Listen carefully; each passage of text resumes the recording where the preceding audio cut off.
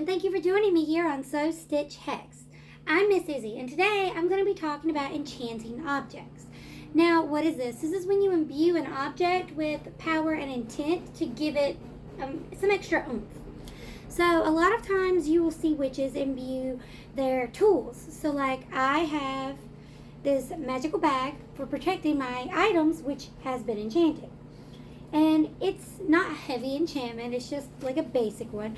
But you can do other things. Like you can enchant other objects like runes. You can enchant your cards, as I have cards in here.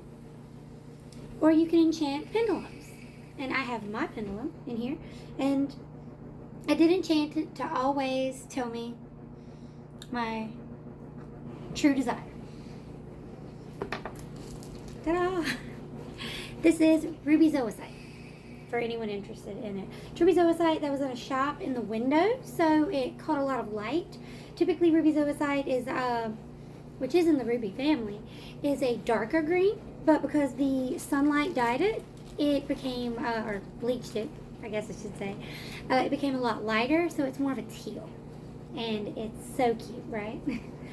So, let that be a warning. If you like the color of your stones, don't put them in sunlight, direct sunlight, or they will bleach. They will lose some of their color. And for lighter stones, this can mean that they'll go white. Like rose quartz will turn into like a white quartz because it won't be pink anymore. But I digress, because you can also enchant objects. Like I like to enchant jewelry. So I have my hair stick and a ring. And I enchant these objects to help me feel more powerful, feel more beautiful, feel happier, to be lucky. I have one ring that is, I call it the thieves ring because I got it for a steal. They didn't want it to like pack up more stuff. They're like, you know what, just take it. You've been looking at it. I don't know if you're going to buy it, but just take it. And I was like, okay. And I enchanted it to be, to make me more invisible in a crowd since I dress crazy, but I don't always want to be noticed. So I made it to kind of make me like disappear. People don't notice I'm there. And that was one of the enchantments you can do. But you can do any sort of enchantment for any purpose on anything, technically. You can do it on something as mundane as a pen. If there's one pen that you always use, especially like a refillable one or a quill and ink, if you really want to go classical, you can imbue it with creativity and to like prevent writer's block. You can do any sort of thing. I usually do that with my pink pens and these particular pilot pens because they're just very nice scribbly. But that's just basically how enchanting works. Now, how would you do it? Like actually physically do it?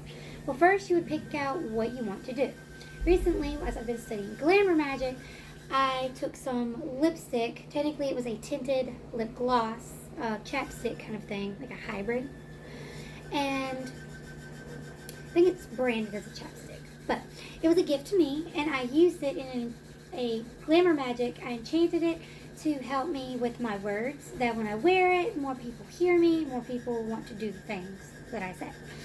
So, like, what I mean has more effect than the words that I physically say. So, like, when I say something, when what you say isn't what you meant, and people do what you say instead of what you meant, I'm asking for the opposite. They actually do what I meant to say and just word it horribly, as I'm doing now. Exactly like that. I tried to fix that with the lip gloss. I tried to do some practice with that. And it's worked pretty well so far. You can do it with any various things. And yeah, that was like a meditation I did with that. Basically, I wrote out a small spell, just something that was rhyming and said what I wanted it to do. I used my scrying mirror as a balance for seeing into the truth and seeing past what isn't visible to the naked eye. And I used some stones that I'm very comfortable with that for me make me happy. Lots of pinks. And I used the lipstick in the center. I call it a lipstick even though it's chapstick. It's very colorful. It's pink. And I meditated on this intent, on this idea, enchanted the words of the spell that I had come up with over and over and over until I felt it had enough of what I wanted it to do. And anytime I put it on, I try to think of the words that I wrote and repeat them in my mind as I'm putting it on, as I'm touching it up, making sure it's perfect. and I just keep it in mind. And that's kind of what you would do with your own object. You pick your selected object and then you enchant it from there.